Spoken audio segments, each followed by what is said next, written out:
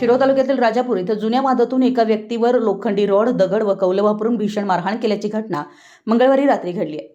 या प्रकरणी कुरुंदवाड पोलीस ठाण्यात चौघांविरुद्ध गुन्हा दाखल करण्यात आलाय।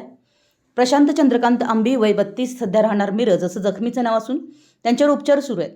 या प्रकरणी सिद्दीक मियासा पीरजादे, सय्यद बाळू जमादार, खलील लताफ मकानदार व सोहेल रमजान मुजावर सर्व राहणार राजापूर तालुका शिरोळ यांच्याविरुद्ध गुन्हा दाखल करण्यात आलाय। पोलिसांकडून मिळालेल्या माहितीनुसार प्रशांत आंबी हे मंगळवारी रात्री सुमारे 8:30च्या सुमारास राजापूर येथील मराठी शाळेजवळ त्यांच्या जुन्या घराजवळ गेले होते। त्यावेळी येथे उपस्थित असलेल्या संशयित आरोपींशी त्यांच्या जुन्या कारणावरून वाद झाला। हा वाद काही वेळातच उग्र स्वरूप धारण करत मारहाणीत रूपांतर झालं।